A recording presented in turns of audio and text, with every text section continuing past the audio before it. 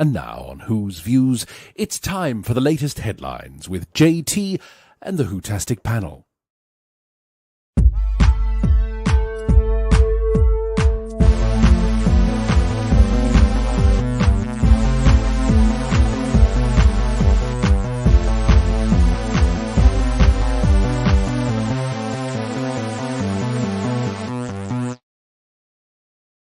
Well, hello. Welcome to Who's Views. It is Wednesday, the 8th of May, 2024, and we're back with headlines. Lovely to see you. Thank you so much, everybody, for coming into the chat and taking part. Can't wait to hear what you're going to be thinking and saying about tonight's headlines, which include, have you heard?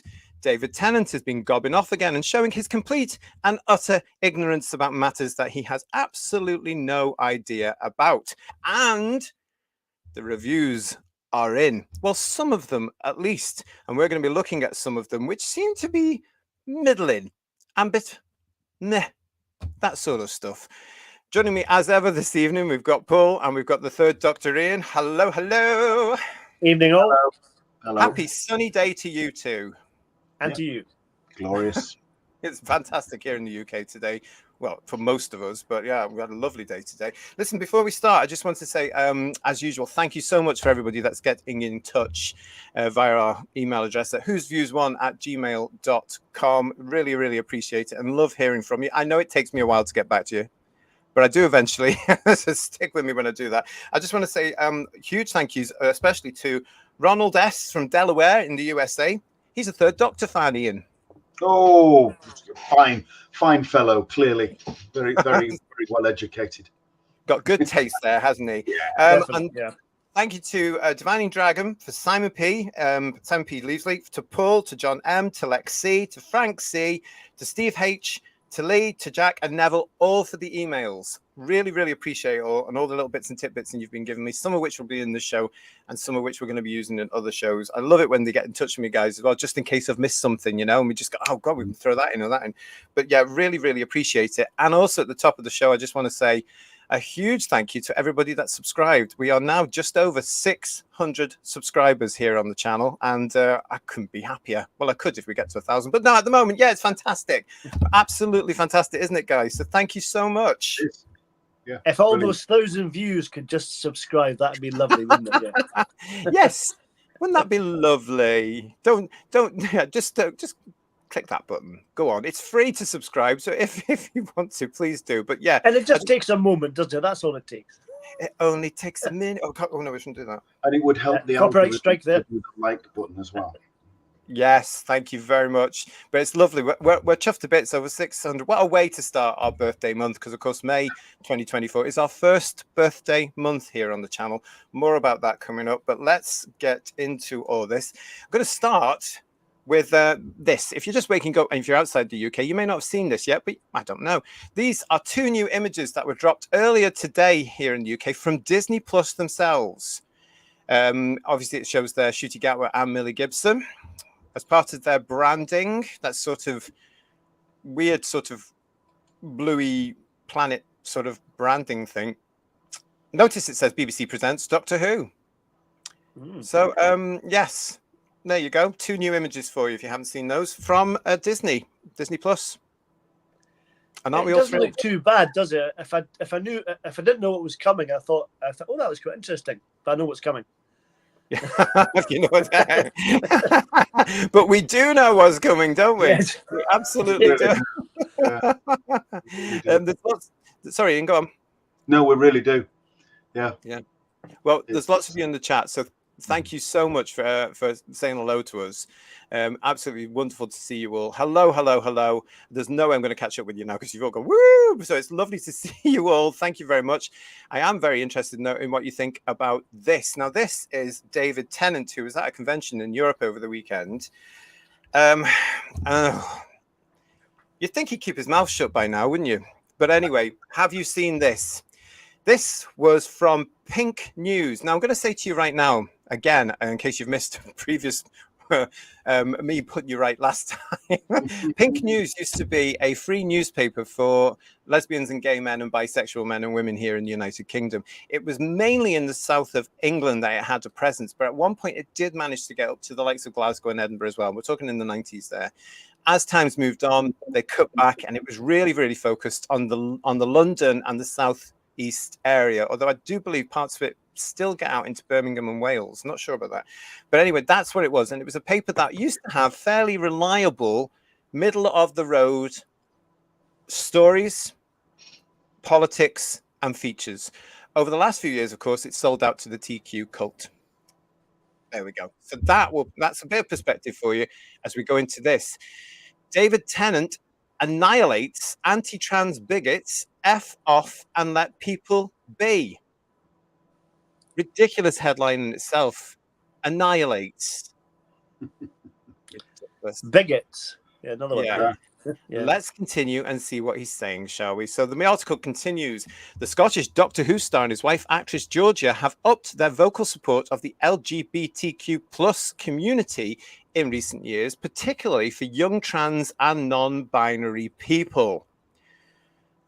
Tennant has been spotting wearing a t-shirt urging bigots to leave trans kids alone, and it's frequently seen with pride flag pins, including one in the shape of the Doctor's TARDIS and one in the colours of the non-binary flag, because of course, yes, they have to have colours and they have to have a flag, don't they? Now he's gone one step further and expanded on why he has become such a staunch ally. Appearing at the Proud Nerd, Angels, Demons and Doctors convention in Germany over the weekend on the 5th of May, Tennant was asked by a fan about his own relationship to femininity and masculinity. Why, I would ask? You're there to talk about Angels and Demons, whatever it's called, and Doctor Who or whatever it is? I don't know. But anyway, in response to that, Tennant launched into a heartfelt speech about how society's view on gender has changed and why that's a good thing. Has it? When I was a kid, he says, the idea of being non-binary wasn't something that existed. It wasn't a concept. I've seen that emerge, and people are able to express themselves through that. It only ever seems positive as far as I can see, he said in a video clip shared on TikTok. Now, the next bit, everybody, that's interesting what he's saying there, but the next bit is particularly interesting because it sort of highlights what I've been saying about the misconceptions in, no offense, the heterosexual community. When I was a teenager, I remember gay rights being weaponized politically. That always felt ugly and nasty. We look back on that 30 years later, and those people are clearly on the wrong side of history. Now, there is a similar weaponization of these topics being taken by mostly the right wing or certain sections of society to create friction and conflict and division where it needn't be. It's just about people being themselves. You don't need to be bothered about it. F off and let people be, the Good Omen star added to a round of applause. With election season on the horizon in both the UK and the US, politicians across all party lines are using trans people as a political punch bag, despite approximately just 0.5% of the population identifying as transgender. God, the language again. Tennant said his sentiment comes from simply wanting people to be allowed to exist and accepting that ways of expressing gender identity and sexuality are more nuanced than they once were, adding, if that helps people to know who they are, say who they are, and communicate to the world who they are, it's just common sense. So this basically shows just how deluded this man really, really is. And he's so typical of his extreme left-wing ideological show business industry who all jump on a bandwagon. Oh, look, there's a bandwagon. Let's jump on it. But what he's actually being incredibly hypocritical there, guys, because does he not realize that the TQI cult dictates actually impose on the rights of others, namely women and same-sex attracted men and women and bisexual men and women? Why can't he see that? Why can't this cult see that what they're supporting there, it's nothing like it was in the 80s and 90s. It's nothing like the struggle for same-sex attracted rights. Why can't he also see that non-binary doesn't exist then because it shouldn't exist now because it's made up? It's nonsense. It is. It's totally nonsense. It's exactly that. And a little calculation, you know, if they said 0.5 of the of the That's 3 population. people, isn't it? Yeah. So. Well, it's 300,000 if you work on a population of 60 million. 300,000 people, and it's bizarre how it's, and if that figure's accurate, and it might actually be a bit inflated, I think, people that are genuinely like that, but let's just say it is 0.5% of the population. You look at TV and the other media, and it's about 30%, 40% of the population. And it's ridiculously overrepresented. You cannot look anywhere without being hit in the face by the trans issue here or a trans issue there and wanting trans rights. But if you ask them about what rights do they want that they don't have, they shut you down and block you because there aren't any rights that they don't have. It's especially just, here in the UK, Ian. Yeah, absolutely. They just want to make an issue out of nothing. They want everybody to notice them. They can't just live and let live. He's saying just leave them be. Well, that's fine. Leave us be, but we can't. It's sold to you all the time. They tell you how you must speak. Yes. You know, personal pronoun usage. Yeah. Yeah. These are my personal pronouns. Yeah. You will follow and comply with that. Yeah. Otherwise, they claim it's an act of actual violence. Hate. Which makes you want to commit an act of violence. Yeah. You know, it's unbelievable, and nobody else imposes on them. We don't go around saying, no, you will speak how I prefer you to speak. Nobody says that to them, but they love making themselves out to be oppressed. And Tennant has picked a side, if you like, when no picking of sides was required. And the problem is he's being very, very public about it. And he won't be able to take that back. You know, you've got a lot of politicians that are dialing back on it now because of the Cass report, thank God, and because there's an election coming, and they're bricking it, frankly. But Tennant is, I think, I loved his doctor. I loved his doctor. His doctor was great. As a human being, he falls on his arse, frankly. And I just think he's going to struggle rowing back on any of this, and it's going to follow him and it's going to haunt him, and it's going to be quite interesting to watch, I think. Do you know what? It's an interesting point you're making there, Ian, because you know, it's about time that we did start to stand up to these people and say, no, I'm not going to use your language. I have certainly reached that point. I will not use your personal pronouns. I don't care if you want to go and sit and sulk or scream at me. I don't care. I will not. I will believe the reality. I will believe my eyes. If I see you and you are a him, you are not a they, them. You are not plural. You are a him. End of story. If you are a man trying to be a woman, you're still going to be a him. As far as I'm concerned, that's the end of that. Because I'm sick and tired of all this nonsense where they're actually dictating to us what they feel. And David Tennant here, as far as I'm concerned, can go take a running jump, because this is he's aligning himself with a homophobic strategy. And do you know what's recently occurred to me? Do you know how they all use the homophobic slur queer? I think I've just suddenly realized why they're using that word rather than gay or homosexual or same-sex attracted, because it opens up to their ideology. Because if you call yourself same-sex attracted or homophobic, that's excluding their own belief that a TW is a woman and a TM is a man, because they're not actually the same sex. So, for example, I wouldn't date and move forward with, trying to be polite, a TM, because it's a biological woman. And the same for lesbians when it comes to, you know, what they're after. They're not the same sex. Am I making sense there? I'm making sense to everybody. You're making sense, yeah. I think, sorry, Paul, that's why I think they've brought up this whole term now, which is stemmed from America, the Q word, the homophobic slur, because it means that they're safe now. I think that's where they're using it.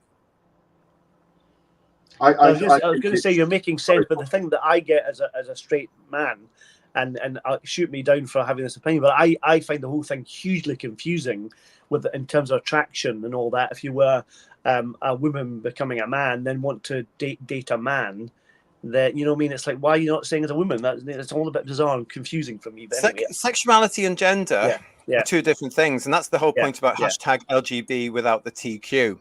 They've blurred the lines now. So, for example, if a straight man, a heterosexual man, decides that he wants to go through the whole transition and I'm going to say at this point, an adult heterosexual man, if he decides that he wants to go through transition and become a trans woman, and he's still attracted to women, that's because he's a heterosexual male. It doesn't make him gay, lesbian, or same-sex attracted. Now, they're insisting, Paul, that it does. And I think that's why they've started using the Q word to make themselves safe. So if they came out and said, like I am, no, I'm a gay man, I'm a same-sex attracted man, I'm a homophobic man, that could be, and usually is, deemed transphobic. Right, this is what Tennant doesn't really understand. And right now I'm going to say to David Tennant, go and read this. This is a book by Gareth Roberts. This is called Gay Shame. It's brilliant. Absolute. Gareth, you're watching, work. Well done. Fantastic. This is brilliant. You can get it in hardback now from all the usual reputable stockists. You can even get it, believe it or not, from some bookshops who have decided to put it on the shelves. Look at things starting to turn here in the UK. But I recommend this. Not only does it chronicle exactly what's happened over the last few years, especially here in the UK, and the effect we've had from America, but also it's very funny. There are really good laugh out loud bits in this in Gareth's usual way. So it's called Gay Shame, The Rise of Gender Ideology and the New Homophobia. David Tennant definitely needs to read Gareth's book. It's absolutely fantastic. Let's see what the chat is saying, guys, while you two have a think about this. Garbage, and hello, and thank you again to Garbage and Kirsty, as ever, for being in the chat, making sure everybody's safe and lovely in there and all cozy. Garbage is saying to us, Tennant used to be on the same level as Tom Baker. Now he's just a joke. Doesn't make me laugh, though. Jack, like many celebrities' kids, his kid thinks he's trans, hence why he's going on about it. In my eyes, though, that's called bad parenting. That's it. Divining Dragon, Tennant has disappointed me. Lisa, hello to you. Looks like my first impression of Tennant back in 2006 was correct all along. What a shame. Garbage is also adding it's a made-up mythical concept, like people saying they are the Jedi Knights. That's the whole non-binary thing, isn't it? Douglas, hello to Douglas Smith. On TikTok, enough said. Exactly. How China must be laughing at the Western world now. Because they've got us in a way that they would not. Can you imagine in the future, because of this and all these kids that are growing up in this life, can you imagine they're just going to walk all over us, aren't they? Might as well they've got all the data. They've got all the data on us to review and check out on us. It's fine. So yeah, ridiculous, isn't it? Hello to Stephen. Stephen Braddock's with us saying, that's sad. I thought at one time Tennant was better than that. He is absolutely typical, though, of the lack of awareness. I mean, as I've said before, I used to know a really lovely agent who's probably no longer, well, he won't be with us anymore. I know he's not with us anymore. Lovely old queen he was. And he used to look after a lot of talent in the industry, a lot of actors and stuff like this. I remember once saying to him, you really look after your clients, you know, you love them to bits, don't you? And he went, darling, somebody has to look after them because they're all thick as shit and they wouldn't make it in the real world. And that's very true. Yeah, you can see this. What we got here from Talons of Wayne Chiang, hello to you. Telling people to F off isn't too positive, David. Well, a certain showrunner has been doing the same thing as well, hasn't he, over the last couple of years, as we know about. What have we got? Oh, Decadent Dave, hello to you. This is Doctor Who. Sexuality was never a talking point of the classic series. No, never. No. Never, ever, ever. And Lex is saying to us, David Tennant needs to take a long break from TV and films and stop going on a soapbox. He thinks he does think that he's scoring points here, guys, because when you get an audience that's going to do this, like with Russell T Davies, oh, well done, clapping seal syndrome. Yeah. He's going to feel empowered. Oh, I'm on the right track here. But I've got to tell him, you're not, because LGBT is totally different. You know, you've got LGBTQ now, and you've got LGB. And you haven't really looked this through, have you? Yeah, the fact that the TQ cult, David, is actually looking at same-sex attraction and LGB and squashing us. They're looking at women and squashing them. You know, you haven't really done your homework on this one, love, have you? And like you said, being at a convention, it's a safe audience. They'll listen to anything he's going to say. You know, completely. Yeah. Well, totally. There is a form of cult-like brainwashing that comes with living in an echo chamber, says Divining Dragon, winning brownie points for spouting rhetoric. Yeah, they think they're safe. They think they're safe by going with this lot because they think everybody talks like that. you know, and everybody wants to praise them for that, and it's just absolute nonsense, isn't it? I mean, what everyone saying, apart from the person who raised the question in the first place. yeah, Yeah, so, and what yeah. what he was saying there, I mean, some of these things that, I mean, let's look at this. He's looking at this. When I was a teenager, I remember gay rights being weaponized politically. That always felt ugly and nasty. Well, don't you realize how ugly and nasty it is for us today, being same-sex attracted, when we're getting this lot coming through saying, no, you can't say that, and you can't say this, and oh, that person's now a woman, and that person that. Can't you see the bigger picture, Tennant? I don't think you really can. And I think you need to be reminded about this from the Daily Telegraph just last week. I imagine you were one of the few that was absolutely sick over this. Sex is a biological fact, the NHS declares. Facts are not any sort of phobia. They are facts. Talking of it's like fiction, someone mentioned about David Tennant being quite popular. According to The Guardian, he still is. He's number one in their list of best doctors, and Tom comes number 2, which is interesting. Yeah. I don't believe any of those things. It's The Guardian, though, isn't it? The delusional. It's The Guardian. I thought Jodie was going to be number 1 myself, but then we go. Well, yeah, I'm very surprised she wasn't. Yeah. Because The Guardian, we are going to be coming to The Guardian in this show as well. Yeah, but just to let you know, they're not going to diss any of this nonsense. Meddling Funk, I'm trying to be polite here. Meddling Funk, I've still got a headache from seeing the new inclusive flag that's been unveiled. It's absolutely shocking. There's no way we could show it on this show because somebody somewhere would get a migraine. And it was probably Meddling Funk and myself. It's honestly, it's stupid. They've got everything in there. It's getting ridiculous. What has that got to do with LGBT rights and LGBT issues? Bugger all, quite frankly. It really has nothing to do with us. And I don't know. Why can't they all sit with you lot in heterosexual breeding land? Why do they have to be pushed on me? And listen, we don't want them. What are you talking about? You keep them. You have them. It's fine. Well, exactly. But that's what I mean. I mean, they've got more in common with you guys as heterosexuals, all these people, than we have. They don't want to group themselves with, especially white heterosexuals, because there's no provision in law or society for white heterosexuals. It's all based around them. So if they joined us, they would be the great unwashed. They would be the great unrepresented. You know, it's quite a known fact that the most unrepresented group in this country is white heterosexual men. Yeah. You're seen as filth.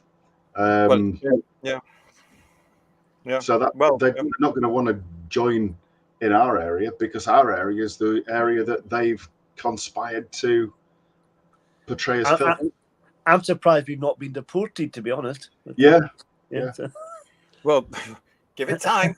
I mean, it doesn't help that you get certain politicians in our country mouthing off about white heterosexual males and white people all the time. It's very insulting and it's actually very racist. And add that to this whole TQI cult, because actually they bleed together, don't they? Really? Yeah. I mean, they're all going on and on and on about, oh, the world's not this and the world's not this and the world's not that, because we're not following their dictate, because, you know, reality is clinging on by its little paws. You know, we're seeing it here in the UK, though. It is starting to emerge again as people start to wake up to this nonsense, and more people are talking about it and standing up for it.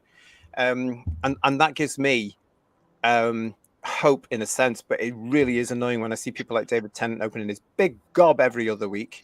Well, he should know better, really. That's the thing. He really should. Well, he doesn't know. That's the problem. He's not stupid. He's not stupid, though. That's the thing. I think he is stupid. I think he's just really misguided, to be fair. To give him he's pinning his colours to a mast that he thinks is going to be a winner, and it's not. So it'll be quite amusing. But I'm amazed how 300,000 people effectively have managed to affect policy that impacts 60 million people.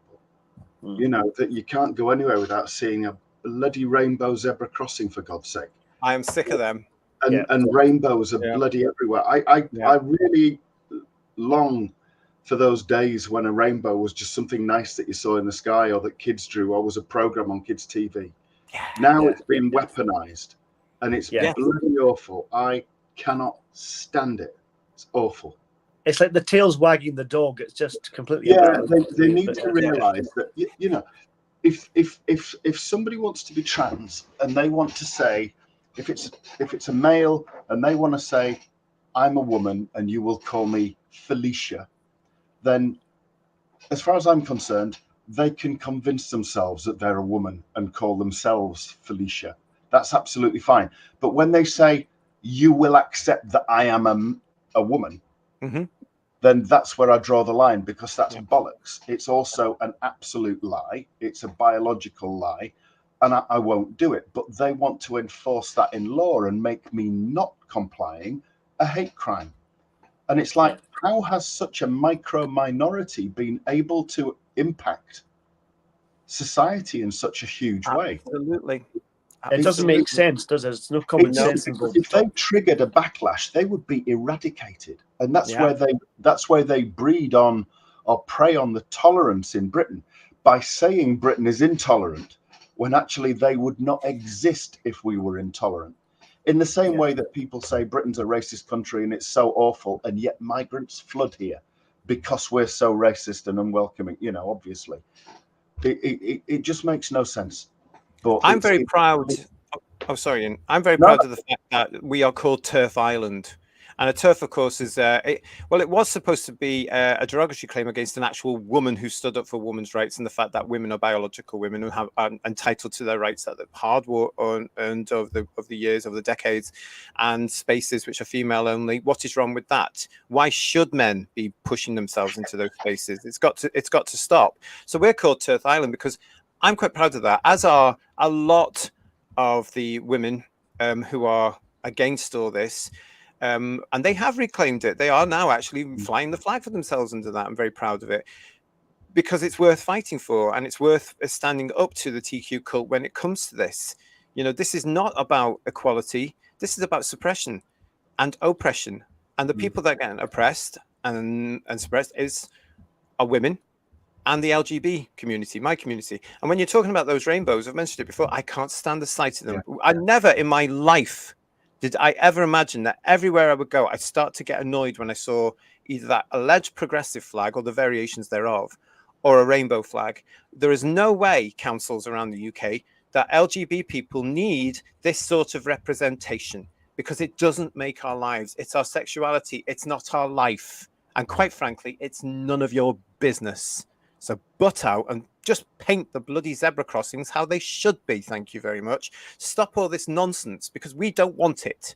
You're playing, as show businesses, to a minority of very loud idiots. Decadent Dave here is making out a very valuable point. In the corporate world, a lot of employers are mandating employees using pronouns in their correspondence. If you don't comply, you are not a team player and on the radar of HR for termination. Now, I don't know whereabouts you are in the world, Decadent Dave, but here in the UK, they cannot do that. And currently, although things may change with another government, but currently you do not have to play that game. So if you are in the UK, you do not have to acknowledge pronouns or use them. Okay, but I don't know where in the world you are. Divine Dragon is saying to us, the percentage of trans celebrity children is way off the scale. It shows how manufactured this movement is. It's frightening, isn't it, guys? You read about it all the time. These Hollywood lot are just completely nuts. Completely. They're absolutely batshit. They really are. And it's because it's an echo chamber. They like to suggest that the rest of the world is like their echo chamber is, and they would like to make it like their echo chamber. But, you know, society wouldn't last very long, would it? No. Blue Planet is saying, what does any of this have to do with Doctor Who? It's a very good question. It shouldn't have anything to do with Doctor Who, but it does, because you've got the stars of the show, past and present, some of them past and definitely the current ones, plus the production teams of the current version, pushing this into the episodes. And we're going to be coming to more of that in this show, because people have seen the first 2 episodes now, so we can guarantee what's happening as we move forward to the rest of the 7. Simon L is saying to us, well, regardless of the studio and dictatorship ideology, Tennant has just been seriously unprofessional by using profanity in an interview. They don't care anymore, though, Simon. They really don't care. Look at blooming RTD telling fans on his own Instagram, because nothing can stop him. And because he protects the people around him, nothing now can stop them either. It's a very worrying time. Yeah. But I think you're right. I think the writing's on the wall. Things are changing. And, you know, you held that book up Gareth's book, and David Tennant, I presume is watching. David Tennant will remember Gareth. He wrote for Doctor Who when it wasn't shite. Yeah, and he really helped make his Doctor the success it was. Yeah. I mean, Gareth was around from the 90s. We have to remember that. You know, he was around an awful long time. But I do recommend that book. If you can, go and have a look at it. Go and find it, buy it, or see if it's in a library or something like that. I had to just, Jordan, I find that in an effort to be inclusive or to represent some minority or other, they push it so far one way that even those who were happy for people to just back the other way. Totally. That's where I am. Yeah. Because it's now, I used to be very sort of, in a sense, I was quite woke, because I was just getting on with things and letting people live and let live and not judging people. But now, because of all these people, I see everything and I see how it affects normality. And it's very important to me that normality and sanity and common sense remains. So, it's a good point there, just Jordan. Absolutely right. But it's affecting everybody now, isn't it? It's just... And what he said there after the weekend, don't they? They judge. Tennant's judged. Oh, He's totally. Judged people. You are, if you don't toe that line, you're a bigot. That's one of their new favourite ones, isn't it? You're a bigot. You're far right. I mean, he mentions that in that what he was saying there, isn't he? It's always the right wing. It's not. But it's judgmental. We're left wing. I mean, it's presuming. It's presuming. All the time, it's presuming, and yet they hate you presuming anything about them, but they will label you despite not wanting themselves to be labeled. They are the absolute definition in behavior terms. They are the absolute definition of what they claim to hate. Yeah. Lisa's making a great point here as well. I'm so happy J.K. Rowling is standing up to these insane people. She is a massive player in this. She is a leader and a fantastic source for this because she's always very strong. She gets thousands of death threats a week, from these loons, and all because she stood up for a woman who was fired from her job for saying a woman was a woman. That's the insanity of all this. Yeah, it really is. But good for JK. I love it to bits. Tennant is a 53-year-old white male actor, says Mark. It will be very hard for him to find work for very much longer in the era of it. If it's male and pale, then it's stale. Yeah. Good point, actually. That's a good point, isn't it? Although he's made his money, so does he care? I'm not sure. They've become clown flags, says Blue Planet, about all the things. Yeah, absolutely. And surprise, surprise, Garbage is here telling me, I saw a police car in Brighton. It had rainbows on it. I am not shocked by that at all. And I'm going to say it again, although it might wind certain people up. Brighton is one of the wokest cities here in the United Kingdom, and it follows the TQ cult, and it's dictates to a T. And that's, you can prove that. There is also a place in Brighton you can go, a drag shop where you can go there, where allegedly, he says, covering himself, allegedly, the staff are advising parents where they can refer their children to if they feel like they might be going down the trans journey, allegedly. That's what I hear. So don't be telling me Brighton people isn't part of that cult, because it bloody well is.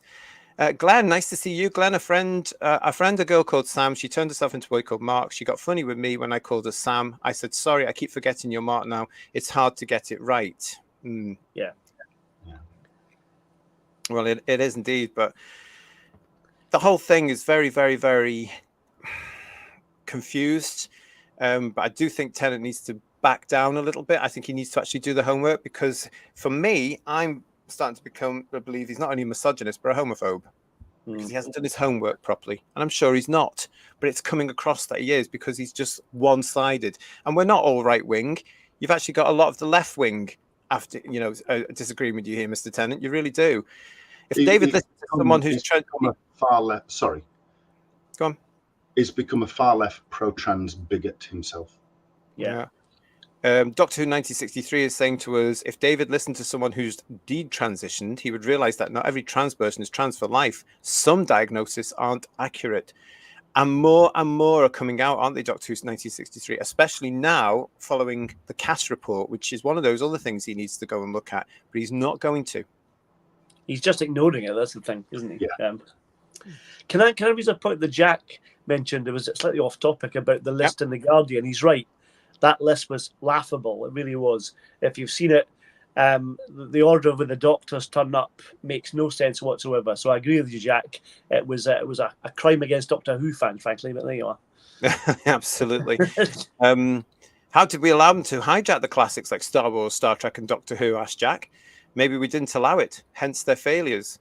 Well, the fight still goes on with all the fandoms, doesn't it? Because we don't like this stuff. And that's pretty obvious, isn't it? It's really, really pretty obvious. We don't like it, and we want our stuff back. And they are absolutely 100% determined to preach to us all, and we will be like them. No, we're not going to be. Absolutely not going to be. And when there is nonsense there to be called out, just like that with Tennant over the weekend, we can absolutely guarantee that Whose Views will be there to do it. It's just that just rings. You hear the Cybermen in that phrase, don't you? That kind of we're just going to change you to fit into our way of thinking. Oh, absolutely, absolutely.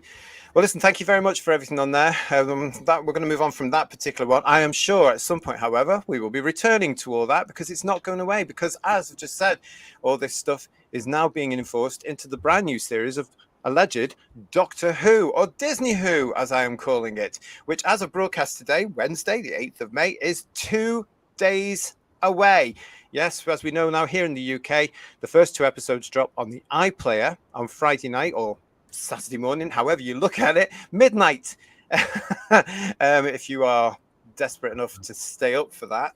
That's all coming. But of course, it's all being broadcast at reasonable times across the world on Disney Plus. It'll be broadcast on Saturday night on its proper home, BBC One, from around about 6:15, I think it is. I can't remember because I wasn't paying attention. But that's all there for you. But that's 2 days to go until this is unveiled. And this week, we've been looking at how the media in the UK are looking at all of this. I went to my local supermarket on Tuesday, the day that all the TV listings magazines come out. And on the Radio Times this week, they've obviously decided to go with the Eurovision coverage this week with an awful cover of 2 particular people I can't be bothered with because they are strangely part of the TQ cult. And no Doctor Who cover. But that's only fair because they did 3 last week. There you go. Doctor Who was covered in the Radio Times, though, but we're going to be saving their coverage and their details for our birthday show, which is this Friday, more of which we'll be talking about a little bit later on. Now, guys, I could only find 2 of the many TV listings magazines, including Doctor Who, on the cover. This was one of them. This is TV and Satellite Week, which strangely not only included a double-page spread on Ncuti Gatwa and Millie Gibson and the new version of Doctor Who, but also what they're calling Doctor Who Confidential, as you can see there on the bottom right corner. So they covered both the main show and the making of thing, which I thought was interesting. Okay. Yeah. And then there was this one I found, which is Total TV Guide, with quite a nice cover there as well. And a double page spread there called The Time of Their Lives. That's it. Out of all the TV listing magazines. Now, the TV listings magazines did cover Doctor Who, but inside they all went for a Eurovision slant. What does that tell you? Yeah. It says they're not interested. That's what it says. It's not the draw it was. Yeah. I remember the time, in fact, I could prove to you, if we had time, when Doctor Who made every single cover of the TV. They're all in boxes on the other side of the loft here. Loads of them from 2005, 6, 7, 8, 9, and 10, you know? Because even the specials got covers, you know, throughout 2009. So it's a bit strange because I was expecting more to be there. And I thought, oh, look, the Eurovision's taking precedent for them all. It's interesting you mentioned about confidential. I was just flicking through the TV guide on my cable thing, and there's not I don't think there's an Unleashed on Saturday. There's not one covering the programme. I couldn't see one on BBC 3 or BBC 1, so I wonder what's happened to that. It must be on the iPlayer then. Maybe it will be, yeah. No, not that we're really interested, but I'm sure if they're showing 1 and 2 on the iPlayer from midnight on Friday, surely they must be, dropping, what's it called, Unleashed. Unleashed, yeah. More or less after that, then maybe. Maybe. So I'm just surprised they're not broadcasting it as well, because they wouldn't show it, the week after. if they've already done parts 1 and 2 and cover parts 1 and 2 in the next episode, like episode 3, if that makes sense. You know, it seems bizarre. But It'll still get 83 trillion viewers. it will, whatever happens, yes. Yeah. Well, we know that one too. Just Jordan is making a point here as well. They picked the wrong date to bring out the new season of Doctor Who as expected. That was Disney for you, though, wasn't it? Because as we know, RTD wanted this thing out in January, and Disney turned around and said, no, we want it out in May, and they're pulling the strings, as we all know now. So he had to do what he was told, and that's why we've got it now. What else we got here from you? Yes, keep all the comments coming, everybody. Yes, it did get an awful lot. We have had some of the reviews in from various people, so I'm going to start this as a discussion. I want to know what you think about all these points. There is a lot of reading in this, so please bear with me, but here we go. This one is from something called mensjournal.com. Doctor Who's new era is a joyous world of experimentation and expression. I am bored already. There's always a certain amount of trepidation when it comes to a new Doctor taking the helm of this iconic sci-fi series. The variety in each Doctor's performance, attitude, and energy drag, no pun intended, the show in wildly different directions. And that goes double for season 1 of this new era. Not only do we have a new star in the leading role, but returning showrunner Russell T Davies has promised to take the show into brand new territory, borrowing from other genres the Whoniverse typically stays away from. It continues, we got a good idea of what that might look like with the Christmas special, as the Goblin villains were far more in the realm of fantasy than the show typically leans. Plus, we got ourselves a peppy musical number in the middle, an attitude that very much carries into the full series.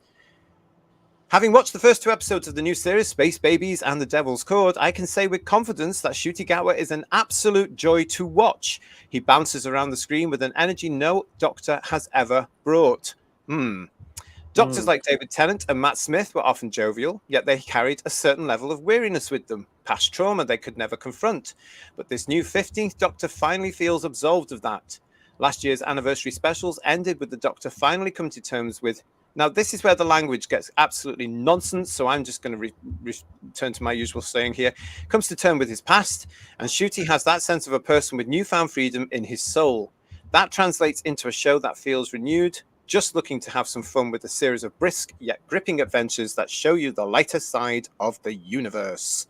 That said, the adventures still have their share of memorable villains.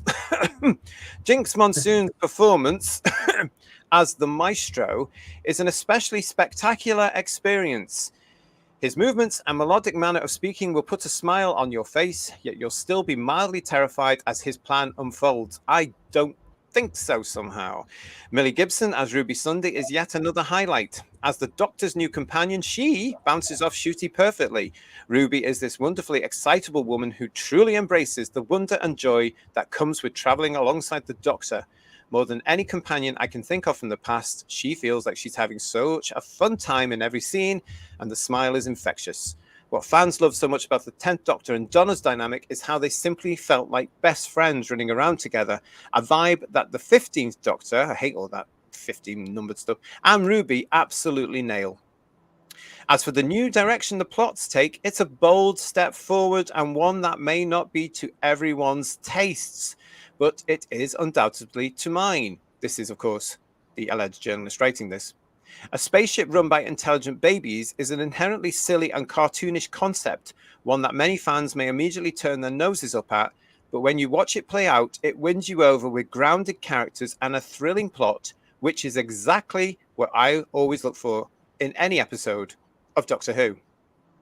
That's what I feel needs the most emphasis. Yes, this series takes the show to new territory and experiments with the format and genre like never before, but is still undeniably Doctor Who at its core. It still provides me with everything I've always loved about the show, and I cannot wait to see where the rest of the series takes us. The first two, I never go into all that. So this one was from Ryan Woodrow of mensjournal.com. Thank you for that, Ryan. Initial thoughts on that review, guys? I was going to say, this sounds like something from Have I Got News for You? It should be a blank section where you fill in the blanks. That'd be quite fun. Could we do that maybe at some point? Yeah.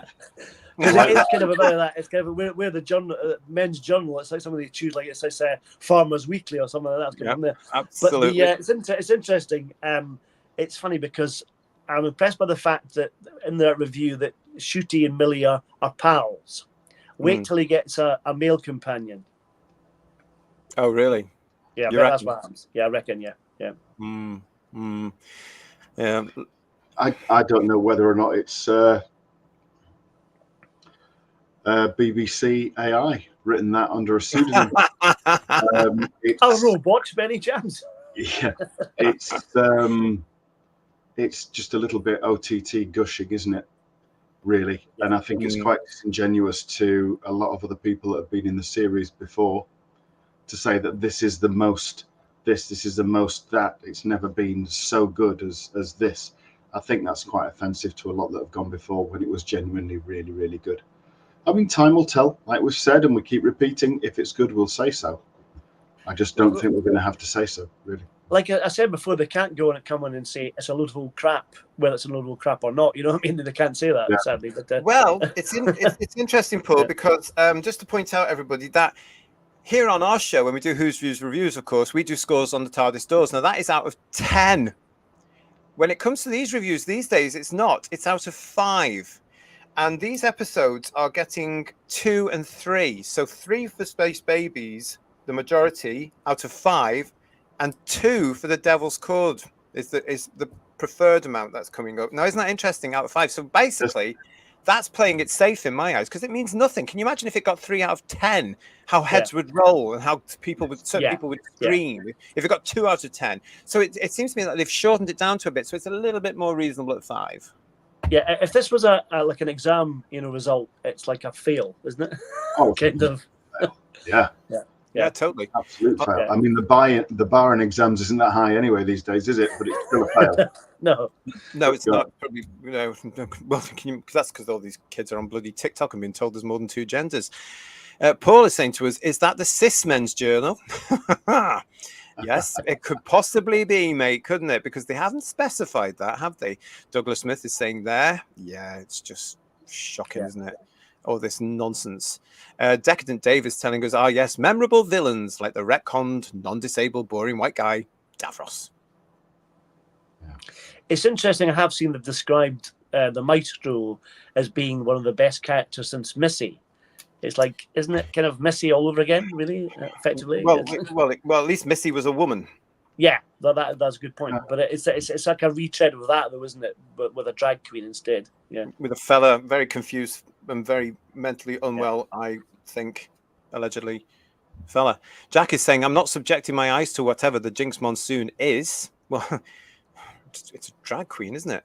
Feels absolved, says Divining Dragon. And Gatwa is triggered to weep so soon in his Christmas special. It's hypocrisy. He will emote regularly. Yes, absolutely. Oh, look, Douglas is saying to us, I bet Disney write these articles and then send them out to these websites to post. This sounds like something they would write. Interesting point there. I've never seen any Disney what do you call it, propaganda, reviews, anything like this. I don't know, so I'll take your word for it. It involves lots of mice, I think. That would. Yeah. Okay. What's this? This sounds like Doctor Who taking big experimental swings, says Stephen. I mean, Doctor Who's always been experimental. They've always tried to increase the envelope and do different things all the time. It's not a new thing. They make it sound like they've invented the wheel, and they haven't, Well, they seem to think that they have. And we've got to remember, this is a reboot. This is a brand new, this is RTD's Doctor Who. Yeah. And he's changed it to suit him. This is what I think we're going to have to be looking at when we're doing the reviews from Sunday onwards. Trying to remember, this isn't our Doctor Who. It's RTD's Doctor Who for Disney, and his attempt to try and get something that an international, i.e. American, audience is going to watch and like. Sam says to us, I wonder what Verity Lambert would make of the series these days. I think she'd be sad. Yeah, I think because she was a genuine, empowered woman in a time where it just didn't happen. She was a 26-year-old woman who was a producer at the BBC. And she did it. She turned around one of the biggest successes they've ever seen, one of the longest running success they've ever seen, probably on TV, apart from 1 or 2 things on the radio. And it's just ridiculous. You know, she was. If she was around now, they would be trying to cancel her because she's a woman. Yeah. You know, I would be interested to see what Boris Hussein thinks of it as he's still with us, because we're interested to get his take on it, because he was in the same position as Verity. And, you know what I mean? I don't think. I mean, we've got to remember they're all still part of show business, so they're not going to say anything that's going to criticize each other, because people don't do that. And if you do that, you don't get a job. You know, the thing is that Boris Hussein, I think he's an older age. He probably doesn't care anymore. You know what I mean? So maybe you get something more honest from him potentially. I don't know. I think they would be quite loyal to Russell because they all know each other, and they go to their parties and stuff like this. So I don't know if we get any truth about that. Medley Thunk, thanks very much. He's saying to us, "I'm so glad it's the panel sitting through these episodes and not me. They're all heart." that's lovely. Thank you very much for that. What else we got? And Douglas is saying to us here, guys, I bet the Maestro is going to be a misunderstood good guy. You can't show a trans person as a real villain nowadays. I don't think there's going to be any bad villains here at all, because that's problematic to have bad villains, isn't it? You know, Russell doesn't want that. So I don't think there won't be any bad trans people at all, surely. Can't be any bad trans too people. Problematic. Yeah. You can have white straight guys as the villain, which we are going to have, but you can't do anything else. And just even in America, you recently had a trans person that walked into a school with a machine gun and opened fire. Yeah. Well, yeah. Just Jordan is saying, can I just say, as a disabled person, this whole Davros thing has done more harm than good. It really has, and it was the start of the fandom splitting up again, wasn't it? Where everybody that sort of tentatively, including myself, had come back to the show to watch the Tennant and Tate things, and were tentatively coming back.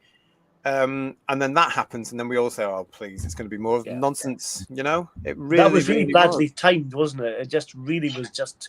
It came out of left field. We didn't expect that at all, and that really killed it for most people, didn't it? Let's be honest.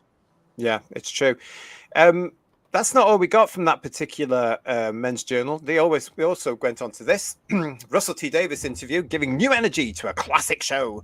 We chatted to Russell T Davies about what it's been like to return to Doctor Who and what to look forward to in this coming season. Again, written by Ryan Woodrow. Thank you for that, Ryan. He says one of the things, this is a quote from Davis. One of the things I thought coming into it was not to reinvent the wheel, Davis says. I don't think it needs reinventing. I think it's a wonderful classic show that in many ways has never changed. But what you want to do is bring 2024 to it. That's what I do no matter what I'm writing. Whether I'm writing about gay life in Manchester, politics in London, or nightlife in New York, I always want to make it look like today. And by God, we know that because it dates so quickly. I want to think about where we are in the world and what's happening to the world, what the taste of things is. It's very important to bring that to it. But I do that automatically. I don't have to put much thought into it. Actually, I feel very trusted by the BBC and Disney Plus to let my voice be heard. They don't stop me. Nothing's ever censored or challenged. It's a very fruitful relationship. Sounds like a bit of a dictatorial one to me. I want to give it new energy, but that you can see in the form of Ncuti Gatwa and Millie Gibson. It's a great joy in my life to find actors like that. And I'm not saying I sit back and take it easy, but they've certainly made my life a million times easier just by being themselves. Davis has spoken before about how Ncuti and Millie were very easy choices for their respective roles, saying the auditions were very straightforward, but once he got on set with them, he found a whole new side to their personalities. I was surprised by how funny they are, he explains. I always thought Eric in Sex Education was hilarious when he needed to be, and equally tragic when he needed to be, but Millie came from a soap opera background in which her character had been a drug addict and a hostage and had tried to murder her own father. Typical soap opera there. She comes from that strain of British soap opera that can be very dark at times with a lot of crime and modern urban problems. So I had no idea how funny she was. There's an expert comic there that you don't know about until you've seen her spinning jokes and being physically funny. That was a real joy to discover because that suits my writing and it suits Doctor Who brilliantly. When the chips are down, she can be as tragic and heartfelt as needs be, but to get that level of comic timing with someone that young, she was 19 years old at the time, it's really rare. My God, what a great performance that is. Then it goes on to say, in the interview with Ncuti and Millie, one thing they emphasize about Davis is how particular he is when he comes to the wording in his scripts. Russell is a very experienced wordsmith, and he stands by his decision to be strict over his words, which you would expect from a writer, to be quite honest. You know, if you're given a script by a writer, Mr. Tom Baker. You don't necessarily go and change it, do you? Because it's their words. Unless it's whippet shit to quote Tom. That's right. Shit, Yes. yeah. Which could be this entire new version of the show. Who knows? Could be, yeah. But there we go. That's what he was saying about that one. So again, it does smack of this is RTD's Doctor Who. Ryan Woodrow. Ryan Woodrow is a writer based in London, a graduate in game studies, because Christ forbid you do anything that's actually contributing to society. A graduate in game studies. I presume that's not like bird wildlife that people go shoot. I don't know. Game studies at Staffordshire University. He's currently a list writer for Game Rant, and in his spare time he plays video games, Kel Surprise, and board games, as well as watching pro wrestling. And his profile photo, I thought originally, and this will show my age, I thought it was Mama Cass from Mama and the Pappers. Wow, that does show your age. Absolutely, Mama Cass. But that is him. And how so the hell... if there's another thing like in Hitchhiker's Guide to the Galaxy, there's all these ships, and they've got the hairdressers on one ship and all the engineers on another. He'll be on the hairdresser ship, will he? Playing Super Mario, probably. Absolutely, so. yeah. Oh dear. So that's the fantastic intellectual position that one's coming from. Yeah. There's a saying that's been around for a few years now about shill media. Yeah. While I'm looking at all this and I'm reading all this, that's all I can hear, that they daren't say anything that might cross the line and get them into trouble, because you just know that these particular people would cut you off immediately. If you say, oh, this is rubbish, or there's a problem with this, I don't think you'd ever get invited back to their swanky little launch parties.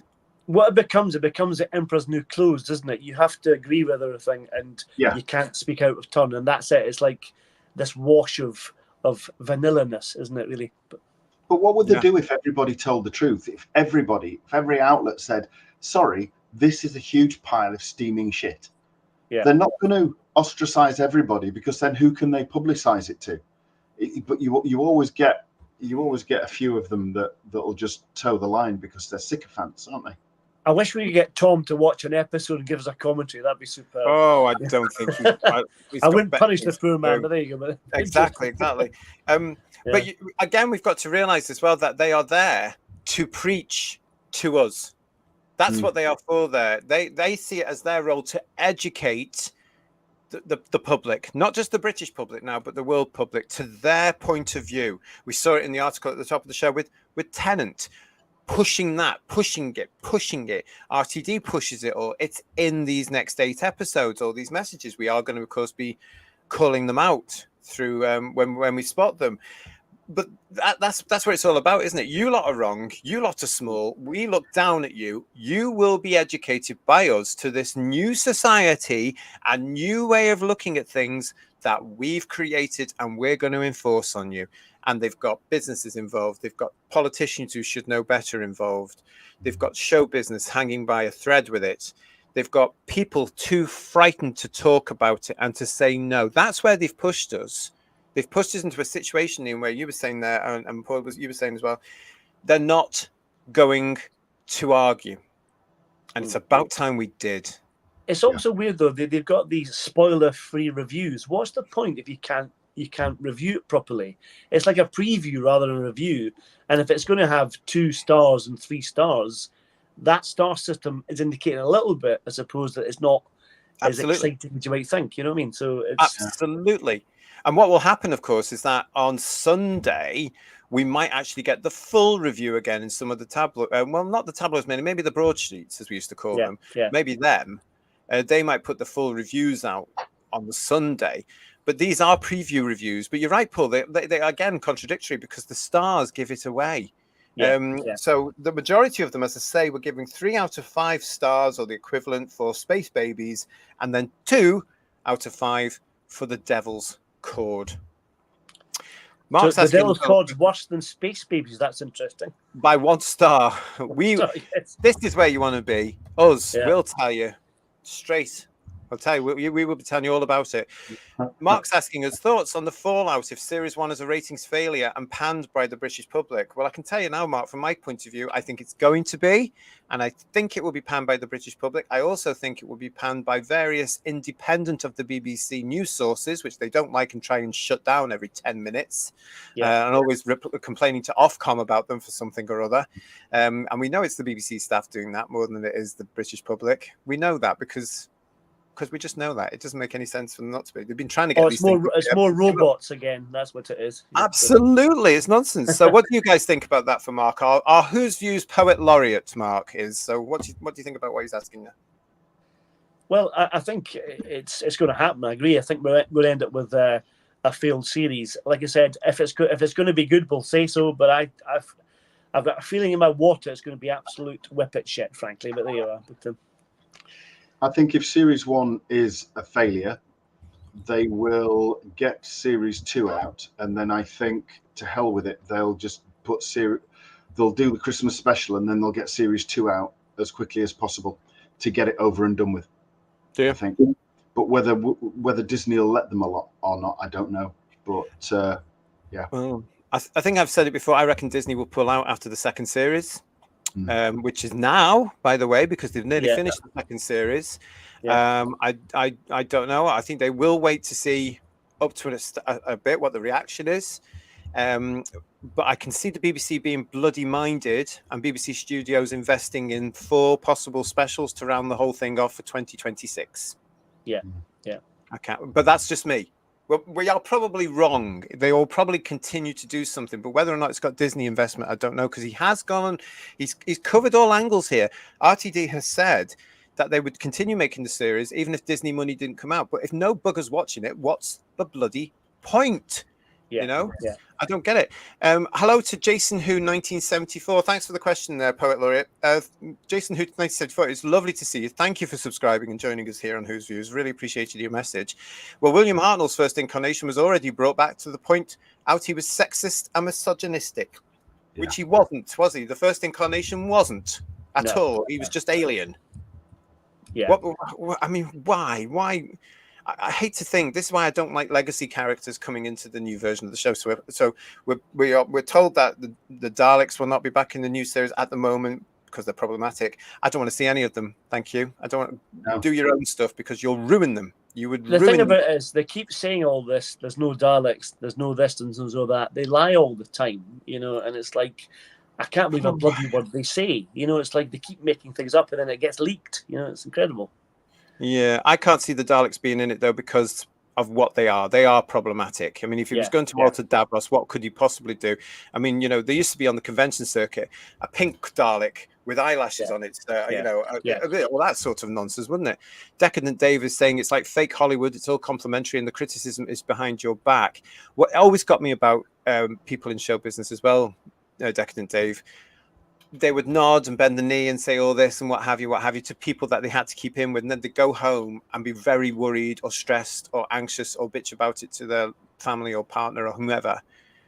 And I know that's happening to this very day. That's still going on here in the UK. And it's all because of this ideology where you have to bend the knee to get a bloody job. You know, it's just ridiculous, isn't it?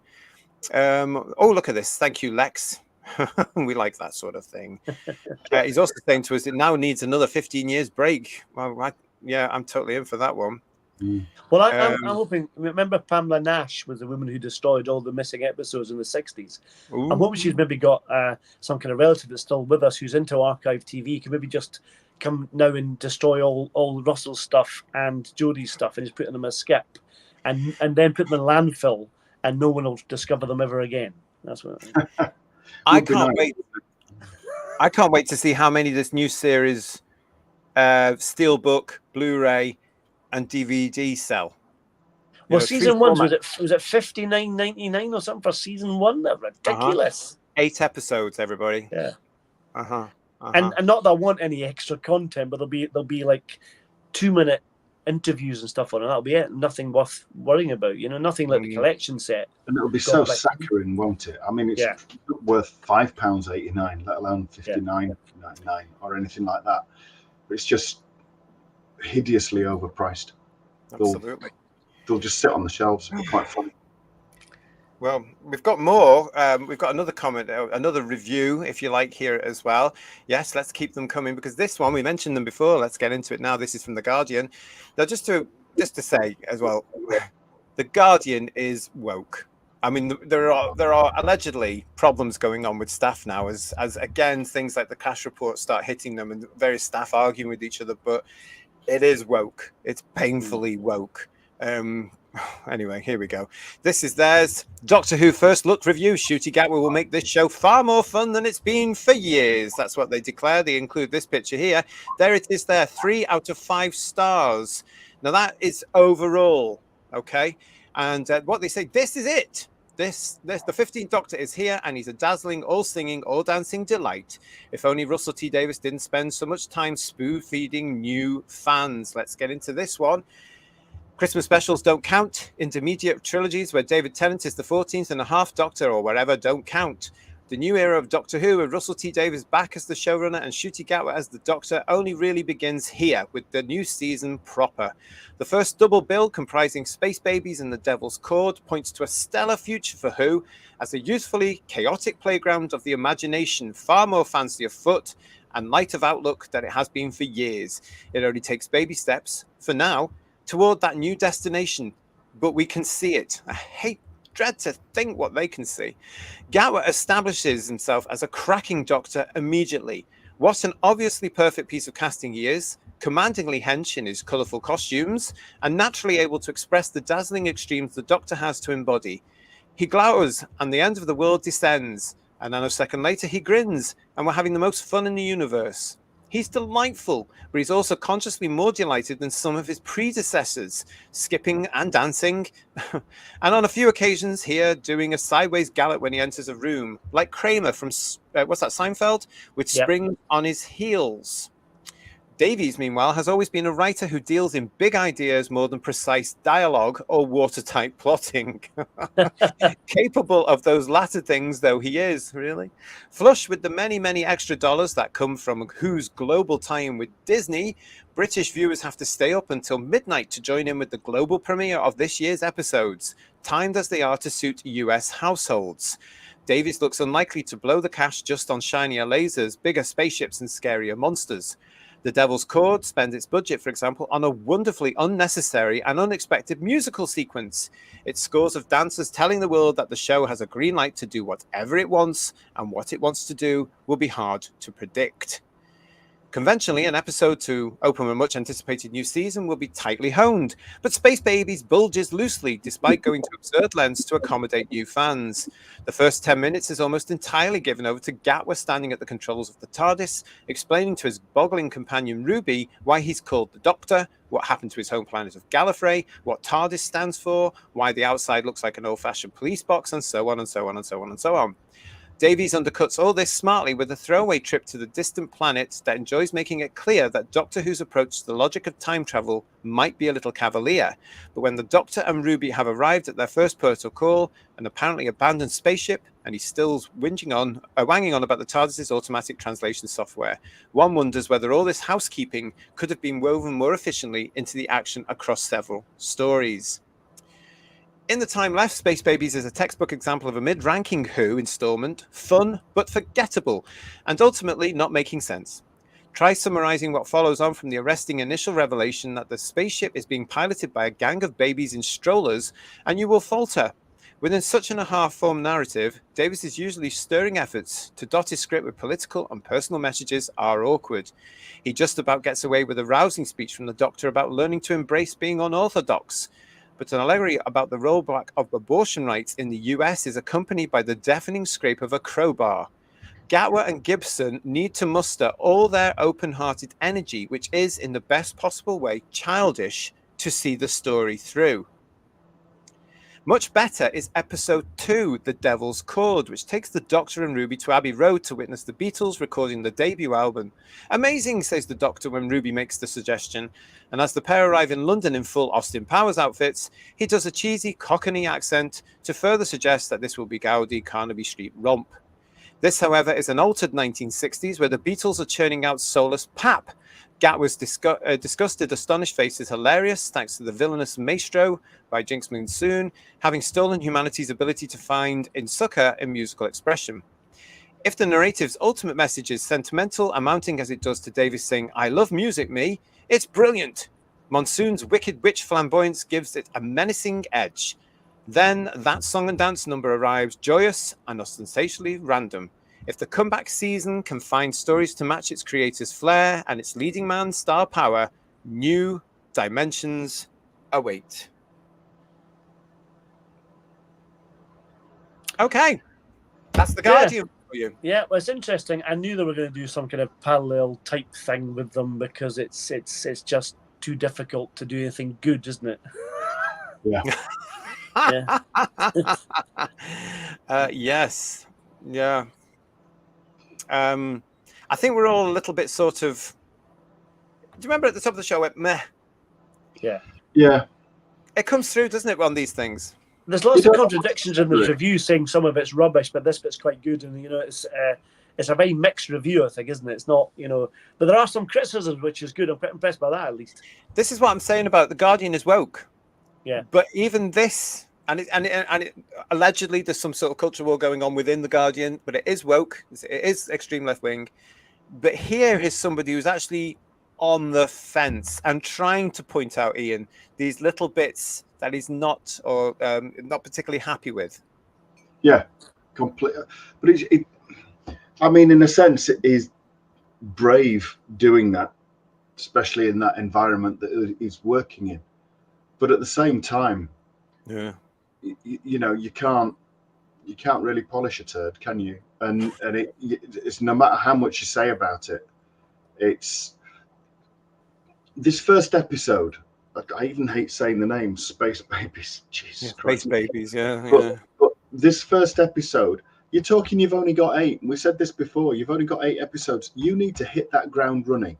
It needs to be 5 stars. It needs to be appeal across the board.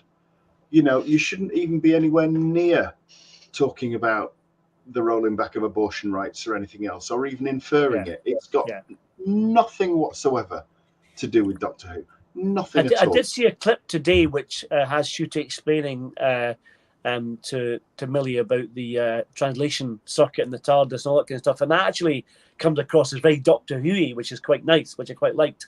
But if it's surrounded all other crap around it, then it means nothing, doesn't it? So yeah, and it's ultimately forgettable, isn't it? Yeah. I mean, will we ever forget Tom Baker's Doctor explaining to Leela with the 2 boxes at the start of Robots of Death how the TARDIS is bigger on the inside? That was absolutely bonkers. As Leela said, that's silly. Mm-hmm. But at the same time, in your head, you could actually, if you can have that there and here, it will. Yeah. It kind of made sense, and it was engaging, and you remember it to this day, 40 odd years later. Yeah. I bet 40 years from now, you won't remember this bollocks. Totally. And because he's rooting it all in the modern day, it's going to date like the 2005 and 2006 series has done when it's in the modern day. But also the other thing about this is who in Britain, and no disrespect ever, we don't know about American politics unless you are really into your politics. So why are you telling us things to a British audience? Why are you telling us about stuff that doesn't affect us or that we've got no knowledge of? So what he's doing here is he's really, really putting that point out, isn't he? About, I think it's very alienating to everybody. It's definitely going to turn Americans against it as well, because I don't know the big picture there. I don't really get involved with American politics. I've got enough with our own here in the UK. But there are going to be people that might just tune into this thing, and I doubt it because it's on Disney Plus. So I don't think they're going to go looking for it. But if they do, and it's going to get to a point where somebody says something, and they're going to switch it off because they'll agree or not agree. Do you know what I mean? Well, they don't if they're trying to sell it to America, they don't want to lecture them. That's a really stupid thing to do, isn't it?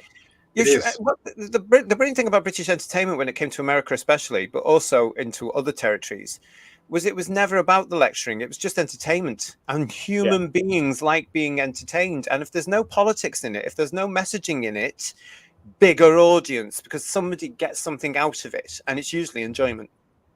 And it needs to be on different levels as well, because we've talked about this before, that Doctor Who, when he did politics in the past, would have more subtlety to it. there was things for everyone to enjoy. There's monsters for the kids. There was a bit of social comment for adults, things like that. But it was all on different levels. It wasn't like in your face, dead obvious and patronising, was it? Yeah. But in America, though, you've got the Democrats, which are supposed the equivalent of Labour, really, the left-wing side of things. And then you've got the Republicans, which are more the right wing, if you like, conservative with a small c. And there's an element of America, which I would say was predominantly on the left, that genuinely has a dislike for the UK. Biden dislikes the UK. Oh, that's very obvious, isn't it? Before Yeah. he became president, he was asked a question by the BBC and said he wasn't going to answer because they were British and he was half Irish. So that shows his bigoted hatred there, and he doesn't have the mental acuity to reason a decent argument for it. He just is. And the one thing that audience of lefties, which this show is arguably made for, because it's made by lefties for lefties. Extreme left wingers, by the way. Yes, let's make that distinction. They are extreme left wing. Yeah. The last thing they're going to want is to be preached to by the ex-colonial British. They'll hate it. True. Yeah. They'll hate it. I thought of it like that. But it could be quite funny. It could be quite funny. Oh, yeah. Thank you, everybody, for your comments in the chat. I just want to go very quickly to Raymond, who's actually saying, "Hail, am I missing notifications?" That reminds me, I've had a couple of Who viewers actually getting in touch with me this very week to say that they've noticed their subscription has gone.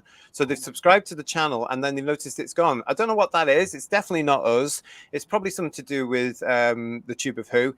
So please make sure that if you have subscribed, please make sure that you stay subscribed, because I've no idea what that is. But also, that could be something to do with the not getting notifications. But thank you to the Who viewers that have got in touch with me about that this week. Okay, so TARDIS Travels is saying to us here, I would have expected that The Guardian would have given it 5 stars, knowing them. It is a bit, maybe as we go through the season, they might do. And Data Debaser is saying to us, whoa, even a rag like The Guardian rated it mid. Yeah. Yeah. But it's interesting, though, that I know it's only 1 star difference, but The Devil's Cord is praised more in this one than it was in the other one, but that's interesting. Yeah. Oh, Lord, a musical sequence, says Just Jordan. We knew it was coming, and there's more to come, because apparently in Series 2, it's the whole full kit and caboodle thing, isn't it? Is it? With Murray Gold doing all of... No, well, anyway, that's alleged, and it's only rumour. Paul Richard is saying to us, Gatwa isn't the perfect casting. Verity Labbett said the Doctor should have something unusual looking about them, not to look like a male model. It's a point. You know, we do have a model now as the Doctor. What have we got? Mid-raking and forgettable from TARDIS Travels. How are they going to get the licensing for the Beatles from McCartney? Well, they didn't, Decadent Dave. They didn't. There is no music in it. So I think there will be some music in it, but the Beatles will be singing songs that aren't Beatles songs. There'll be ones that are meant to be, to perceive the Beatles as being rubbish at this point in history. Murray Gold, won't it? It'll be Murray Gold yeah, doing something, because he's in the episode playing himself. Yeah. He's in they'll be doing riffs on Beatles songs, but they're not actually like the Ruttles kind of thing. A bit like I reckon it'll be sort of 60s influency sort of sounds, because they couldn't. Well, there's lots of if you listen to music in the 60s, there's lots of people who sound like the Beatles at that point. You know what I mean? And they kind of can see them Beatles 1 almost. That's how it kind of worked a little bit, you know. Yeah. Dalek, I love you, saying to us, good grief, these reviews are doing nothing more to make me change my mind and watch. Well, we've got another one coming, so stay with us. And Raymond is here. RTD is coming straight out and said he wants more women writers, especially black female writers. Why? I don't know any black writers. I can name one very famous white female fantasy writer, begins with JK. She'd never get a look in now, would she? And can you imagine if, when it came back in 2004, 2005, as we now know, he did approach her to write a Doctor Who episode, and she turned it down because she was busy writing something called Harry Potter at the time. There was quite a lot going on for her. Can you imagine if she had done that now? Certain elements of the small minority of Who fans we don't get on with would be crying every night. I would love for her now to write an episode just to upset everybody. That'd be superb. I really would. Yeah. Oh, she's got her own show coming though, hasn't she? She's got the brand new version of Harry Potter coming, to which they are not happy about, but I am, and I know that Kirsty's there, and we're going to be reviewing that. here on this channel in the future when it arrives. It's going to be next year, I believe. I know Kirsty and I are also trying to get into it. Oh, yes, we are. What else have we got here from you? The Metro will give it 5 stars, said Madeline Funk. Now, the Metro is one of the wokest alleged newspapers in the country. It doesn't matter that it's given away free. It's given away free, especially down south in the London and home counties area, and it's always left on the buses and the tubes so that people can swap it around. But nobody I know has ever taken the thing home. But it is awful, and it will love every woke second of this. Oh, I can't stand that paper. Oh, Matt, the Silent Wee Music King is saying RTD has lost his mind. I think we all knew that by now, Matt, don't we? Really? Yeah, yeah. And Dividing Dragon is saying to us they don't respect the British audience anymore, Ian. No. Yeah, sorry, I just said it's easy to lose small things, isn't it? Yeah, tiny things. Yeah. On top of what DD is saying to us there, Douglas Smith is also saying, because JT, this isn't made for a British audience anymore. Yeah. Which is sad days, isn't it? It really is sad. Here's Steve. Hello, Steve. RTD's mind has broken. And Raymond is saying to us, I've read some of the reviews. I thought they would be awful, bad, cringe, but I now think they will be far worse. It needs to sink to the deep, deep depths of the ocean like the Titanic with Captain RTD. Oh, and here's Christian from the Legend of the Travelling TARDIS. Not sure why 74 million people voted. Oh, I'll get rid of that one. Sorry. I don't know what that's. That's in context to what you're all saying in the chat. So thank you for that. The series is looking more and more like a train crash. We haven't even got to it yet. And I know. Wait till we get to it. Wait till we actually see it. I mean, I know. It'll be great. Yeah, it is. Oh, Christian is saying to us on this one, I can read this one, it's not that political. Please, please, please don't twerk the show to death. Too late, because he is going to. We know that it's going to be there. And Darren is saying to us, this will be more like the Scuttles. What's that? Yeah. What's that? I think it's a reference to the non-Beatles. I think he means, is it? Oh, I see. Yeah. Okay, all right, okay. Freezer, nice to see you.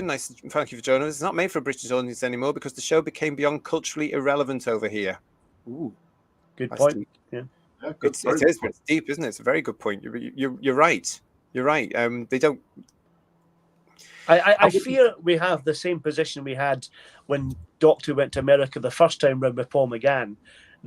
We had this vision of what Philip was going to do to the series, and there'll be remakes of episodes, and they've changed the Daleks and the Cybermen, blah blah blah. I fear we're going down that route, and be careful what you wish for. That's all I can say. Yeah. Well, it's going to be interesting because as I said, we've only had 2 British TV listing magazines showing Doctor Who on the front of their covers. Everybody else decided to show the Eurovision. Yes, it is featured to an extent in all of them, but it's not the powerhouse it was, and yet it's this big new version that they've been plugging and plugging and plugging. We've got another review for you as well. I'm very interested to hear what you think on this one, everybody. This one is from The Guardian's ancient rival, The Telegraph, which nobody in show business at all would want to read. Oh, no. But have a look at this particular one. Now, I think, in fact, I'm going to say this should be good. I think this is written by a Doctor Who fan. You'll see why as we go through this. Doctor Who Series 14 review. Ncuti Gatwa shines amongst the clunky culture war posturing. 3 out of 5 stars. As the new series begins with space babies and the Devil's Cord, the Disney budget is obvious. But so are Russell T Davies' messages. This is Anita Singh, arts and entertainment editor at the Telegraph, and look why I think she's a fan. After a Christmas episode of Doctor Who properly introduced the new Time Lord Ncuti Gatwa, we're down to business with a double bill launching the new series. The first, Space Babies, will delight an audience of under 10s. The second, The Devil's Cord, might bore you to tears whatever your age. Since Disney joined forces with the BBC to create the Whoniverse, the show has taken on a new tone. Slick, expensive, and nothing here to scare the horses. Mostly, there's nothing here to scare anyone who hasn't recently graduated from Bluey and Peppa Pig. The Doctor Who episodes that linger in my memory from childhood do so because they were unsettling. Logopolis, featuring the Watcher, terrified the life out of me. Now the show is so unthreatening that one of these episodes turns into a musical. First, Space Babies, 3 stars out of 5. The Doctor and his companion Ruby Sunday visit a space station populated by babies who can talk and who zoom around the place in their buggies. It's cuteness overload. The plot involves nappies and bogies, which makes it fun for younger viewers, but a bit cringeworthy for adults. An entry-level episode in many ways. It has the Doctor explaining the basics to Ruby. He comes from Gallifrey. He has 2 hearts. The TARDIS is a time-travelling machine based on the kind of police box we used to have on street corners, etc. Indeed, Disney is marketing the series as Season 1. She continues, the talking babies make for a silly bit of storytelling, but I enjoyed it, on my children's behalf. Then it's on to the Devil's Chord, 2 stars out of 5, which is best appreciated by people old enough to be familiar with the Beatles. With the whole of history at her disposal, 19-year-old Ruby chooses to go to EMI Studios in 1963, there's that year again, to witness the Beatles recording their first album. But music has been stolen by a villain named Maestro, meaning that the Fab Four produced lyrics such as, I've got a dog, he's called Fred, my dog is alive, he's not dead. Paul McCartney explains that he just wants to make a bit of money out of cheap old rhymes. John Lennon says, sadly, I'm no good at anything. And in the next studio, Cilla Black is singing badly, albeit not as badly as the real thing. Oh, she's scathing. She's scathing.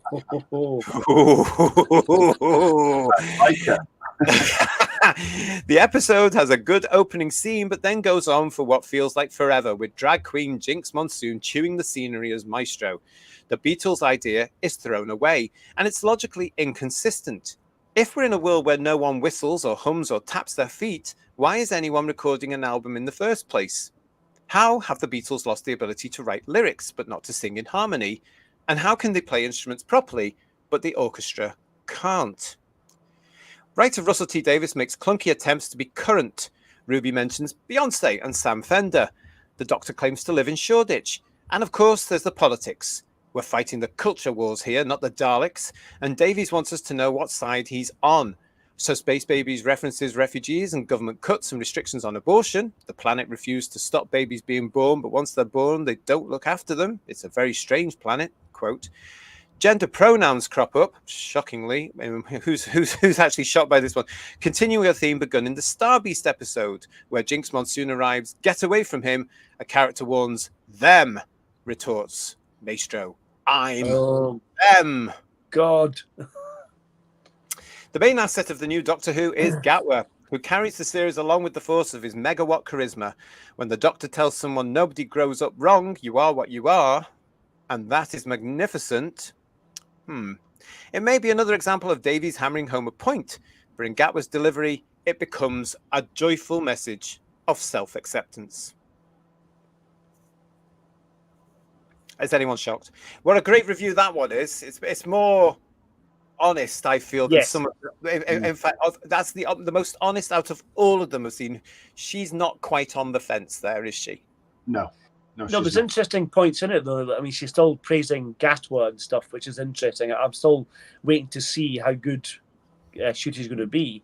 So let's see what happens with that. But he's getting some good notices in that respect anyway. At least that's slightly promising, perhaps. Yeah. I think the problem is, though, is getting some good comments. It's getting some good feedback in the previews. But the problem is, in the outside world, he's been an utter twat. Oh, yeah. And that's going to impact people's wider take on him. And people aren't stupid. They won't be taken in by a performance. You know, David Tennant was great as the 10th Doctor, but he's an absolute arsehole, I think. Yeah. Especially now, the way he's coming out and everything else. I'll still look back and think they were good episodes, although obviously tainted with what came afterwards. But it doesn't alter the fact that the guy's a twat, and I wouldn't talk to him for anything. I would just ignore him. And it's trying to separate that to enjoy the programme is going to be quite hard. Yeah. So. Especially since Gatwa's rantings have been so recent. Oh, very much so. Yeah, and well documented.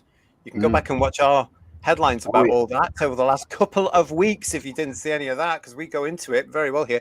Thank you to Morpin for he's saying, oh, dear God, which was actually one of my responses reading all this nonsense. Garbage is saying, didn't someone else say I enjoyed it for my children? Now this person has said the same thing. Yes, that was for the Space Babies episode, which I am so really looking forward to after all this. I wasn't really looking forward to it anyway, but now I'm just like, oh God, I've got to sit through this. I think the fart, it's getting back to like the farting Clavine and the burping bin and all that kind of stuff. if they are trying to engage children into it, I think if you talk down to children and make it very childlike, it makes it really patronising again. Can you see? I'm quite juvenile, so I love all that kind of things. I might enjoy that part of it. We're going to be talking about this. Can you Yeah. see any of the kids actually coming into this with it? I mean, please. TARDIS Travels is saying, "Gosh, they are not selling it to me. Not sure it's worth watching on those reviews." Well, that's the thing, isn't it? That's the other thing that comes across this. It's just 2s and 3s. Meh. And I've got this feeling that anybody that was buying the TV guides that I showed you earlier that had the Doctor on the cover would have ignored that and gone straight to the soap bits. Yeah. To see what was happening in their soap. You know, Decadent Davis saying to us, clearly this is a parallel universe where both Doctor Who and the Beatles suck. That's handy, that, isn't it? Yeah, and they can't leave 1963 alone either. Just Jordan, my optimism is quickly evaporating, I tell you. Yes. And Raymond, that Telegraph review is brutal, true, but brutal, and I love it. More pronoun browbeating, says Decadent Dave. I was really not surprised to read that, to be quite honest. And I'm preparing myself mentally now to just not, so I'm not going, what the hell, at the time and scaring my family. Kirsty is saying, Anita, and that's that fisty bump thing that she's trying to teach me all these, what do you call emoji things. Paul is saying to us, Paul Richards is saying, this confirms it'll be trash. Oh my goodness. Lex is saying to us, it looks like a bitter end of Disney Who. Hasn't even got started, has they? Yeah. Never as a review tore me both ways, says Garbage. And Daryl is here telling us some decent writing at last. Thanks, Anita. Finally, a less glowing review, says Day of Divine Dragon. And Stephen is saying to us, oh my God, I'm frightened of his upcoming series and not in a good way.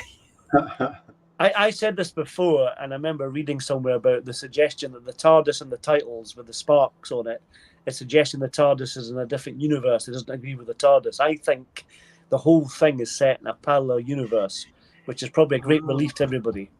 Well, that's a good point, Paul, that you're making there, because RTD has said that last year, didn't he? There's reasons why those sparks are in the title sequence and all that sort of stuff. There is a reason for that.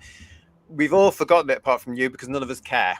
Well, well done on paying for attention. I'm just keeping you right. That's why I'm quite here. Right too. So you remember that what Paul's saying here on headlines, because if it comes through into the series, we'll give him a round of applause when we do the. And review. if it doesn't, you can mock me later. It's perfectly fine. I was thinking about that earlier though when I was cleaning the bathroom. You know, I was thinking about all that Mavity stuff and all this. I mean, it's just not. It hasn't gripped people. We've all. Well, that's back in that as well. There's a Mavity bit in the next episode, the first episode apparently. So. Yeah. Oh, right. I'll try and stay awake for it. Lisa is saying to us she is letting her readers know that she's not impressed by giving it a 40% rating, and Thinly saying it's good. I like her. And she knows about Logopolis. That's why I get the feeling that she might be one of us. Yeah. You know, I liked that review and I appreciated it because literally, like it has been on this show, it was the last review I read after all this nonsense, just thinking there's no balance here for our show. You know, and we're going to look like idiots because we're going to go, oh, that's nonsense. And we've not seen the episode yet. But then she comes along, Anita comes along with that wonderful review from the Telegraph. And I thought, yes, thank you so much. We've got a little bit of a balance now in the show. So I think she was wonderful. I quite liked some of the lighter opening episodes that Russell did originally, like Partners in Crime, for example, with the adipose. That was quite fun. And I do think there are a place for those kind of episodes. But as I said before, if you only got 8 episodes to try and conquer the British public or the world, you need to have stuff that's a bit more engaging and a bit less flippant, I think. You have to have something as well that, in my opinion, is going to grip an audience. Now, it's very obvious here that everything's for the American market. Everything's there. It's getting played at 7 o'clock on Disney Plus or whatever it is on the evening there. So that's a nice time for them. Everything's for that. We've got politics from America coming into this as well, which we will all go, what's that about? Because we don't necessarily get all that. I think it should have been something which was just science fiction and a lot of fun. Yeah. And starting again without all this nonsense. But as he has said, this is his Who now. This is what he wants to do. He wants his voice to be heard. And as I've said, he wants to dictate to the rest of us. He wants to say, this is how you should think. Kirsty is saying, I always say, don't hate the character, hate the actor, but this is hard.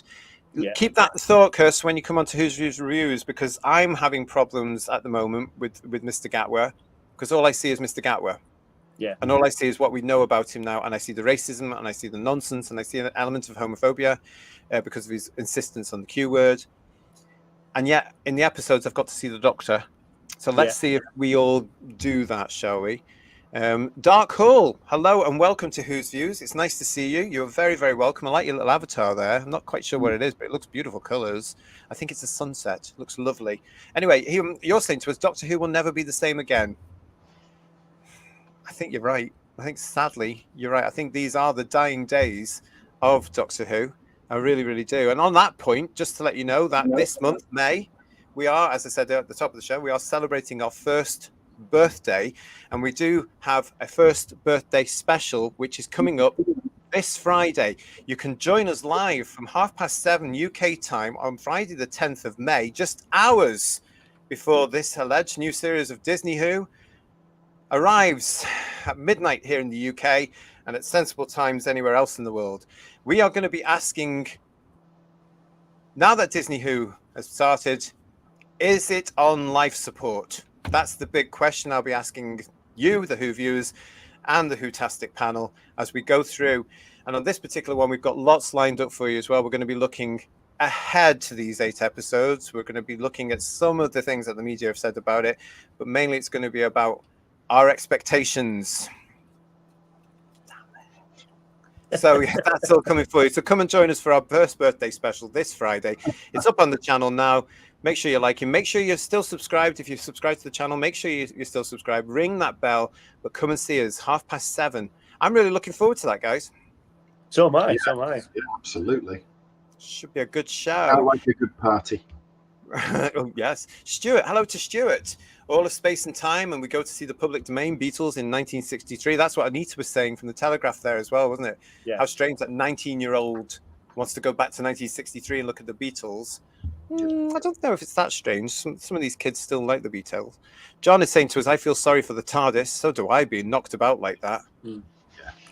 Well, there is an interview with Russell saying that he was inspired to write this episode whilst working with a director, a young director, who said if he had a TARDIS, he'd go back to 1963 and see the That's Beatles. right. And he's a young man, so Yeah. so it's based on a real experience. So it's a bit of a contradiction that the young people don't like the Beatles or don't know who they are because they're a fantastic band. So why wouldn't they know who they are? You know.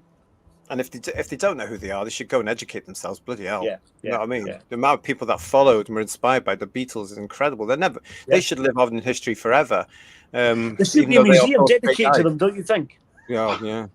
Raymond is saying to us, my first Doctor Who story was the Terror of the Autons. How lucky was I?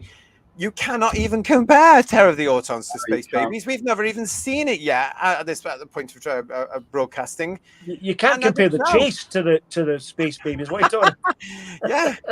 Yeah. You just can't compare any of it. Delta and the Bannermen, which we reviewed recently. Go and have a look at that one. That was probably far better than what we're going to be getting. Demorpin is saying Glee in space. God, yeah. And we thought it was bad when it was a pregnant man and a monster called a Pating. Yeah. Jodie Whittaker, JT, sorry. Yeah. Don't know anything about that. I heard something about it, but don't know. That Telegraph review is the best thing in the last 8 years, says Garbage. And Freezer is saying to us, the Mavity stuff is really bad because gravity was derived from the word gravitas and was not invented by Isaac on the spot, like what that C makes you think. Listen, do you think RTD knows that? Yeah. He just thinks, ooh, look at this.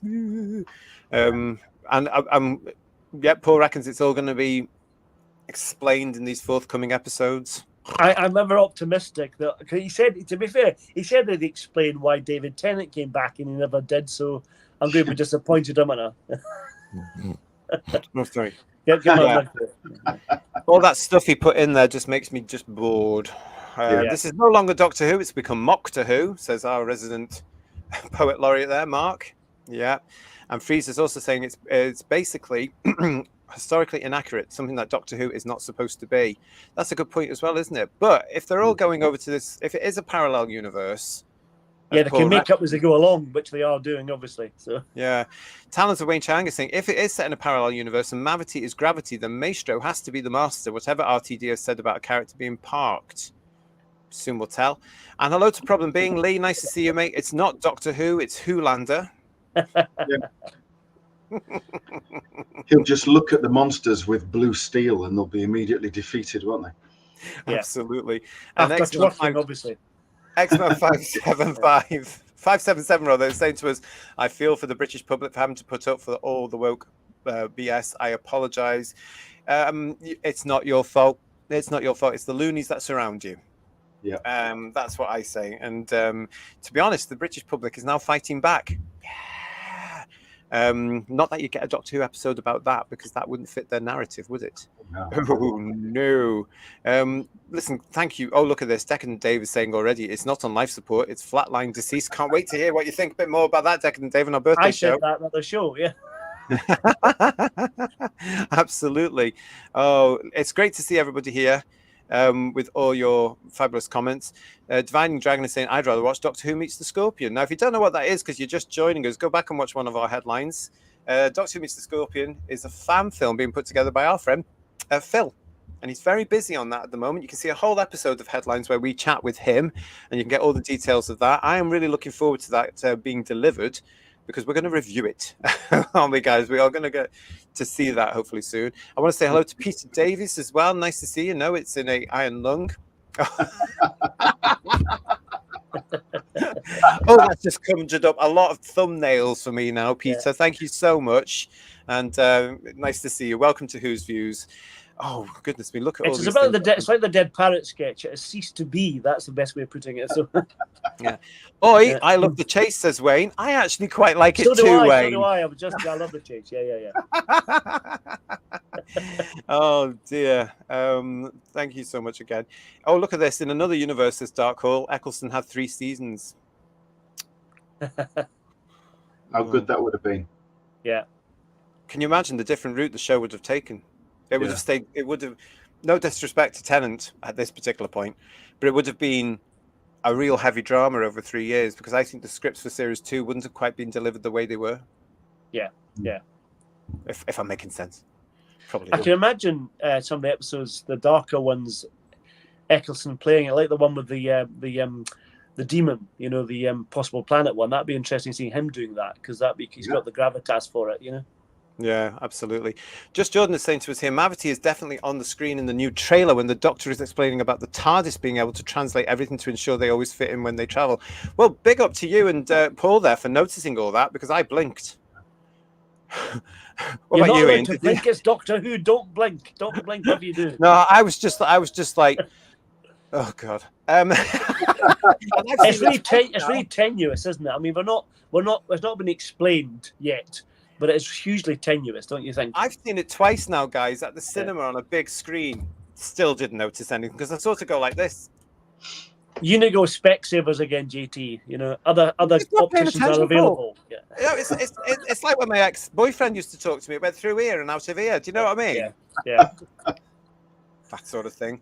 And X-Man 577 again is saying to us here, I truly hope that the British can save Doctor Who. I remember when Matt Smith and Jenna Coleman had the roles on the set of the TARDIS. That was in the 50th anniversary year, and they were the good old days. I hate to tell you, X-Man 577, but I don't think the British public give a toss. I don't think. If it ends at the end of this season, they won't miss it, because they just don't care anymore. It's not what it was.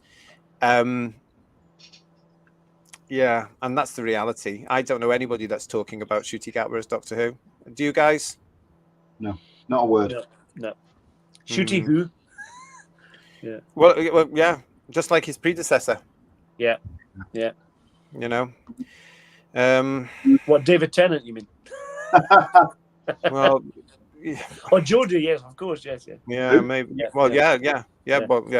Oh, both of them. Yeah, absolutely nonsense, isn't it? One thing to remember, though, here on Who's Views, as we go ahead with all these episodes, just remember that we are here for you at given times for a few grotzes.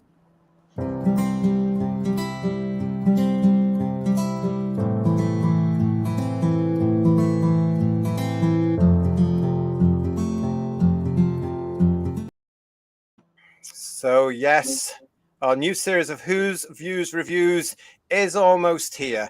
Yes, we've got the birthday show on Friday. Then we will toddle off to go and put ourselves through the pain, the joy of watching the 2 new episodes, Space Babies and The Devil's Cord, on the Saturday. And then we will back live, same channel, same time, 7:30 on Sunday, the 12th of May, to start our reviews of this new version of Doctor Who, RTDT2 Who, Disney Who, Series 14, Series 1, whatever you want to call it. I don't think any of us really mind, but that's what it's going to be. Sunday, the 12th of May, 7:30 UK time. Yes, it will include all your favorites, including the ratings game, the problematic game, the wokeometer, and of course, scores on the TARDIS doors. It's all coming your way over the weekend, and crikey, it's going to be very, very interesting, isn't it? We're also going to be kicking off the ratings game with the Whotastic panel on the birthday show on Friday, so you won't want to miss that, because I'll be asking them to take part in that live on Friday in our birthday show. Goodness me, so there's a lot coming on, everybody. Here we are then. 2 days to go, guys. There's still 2 days for plenty more stuff to come out. Plenty more people that should really just keep the trap shut are bound to say more, aren't they? 2 whole days. They can't keep quiet that long. There's 2 whole days. There is 2 days, whole days. And yeah, they can't keep quiet, but who knows what's going to happen. We will be back, though, on Friday for our birthday show. I'll give it another plug for you here. That's the one you're looking out for. Disney Who Begins, but is it on life support? As you can see there, it includes the ratings game and the problematic game and anything else we can look. I can get into the time slot as we look forward. I lay money that the wokeometer will be broken by the time we finish Friday's show, I imagine. I've actually asked my Uncle Sydney to make sure that it's fit and ready now, because we haven't used it since the giggle and the church on Ruby Road. Yeah. So, has it had a service, if you pardon the expression? Well, I've told him to put an extra layer of sticky back plastic on it to make sure that it's really being kept together, because I reckon it's going to shake itself to bits throughout these episodes. Don't you, everybody? I think it absolutely will. As I said, we're going to be back. We'll be back on Friday for our show, 7:30 UK time. Come and join us for our first. But again, a huge thank you for subscribing to the channel. We are over 600 subscribers now. What a fantastic way to celebrate our birthday month. We are really, in a sense, looking forward to actually being with you all, reviewing all this nonsense, all these episodes of this new version. Third Doctor Ian, Paul, thank you very much for joining me again this evening. Pleasure as always. Hope you've enjoyed the show. A lot of fun. Thanks very much. Thank you. And to you watching us, please, if you haven't already, please subscribe to the channel. Please like the video. Please share it. Do all that thing you want to do. But please do come back and see us for our birthday show. And also make that calendar diary ready. From Sunday, we will be looking at this new series, Space Babies, on Sunday the 12th.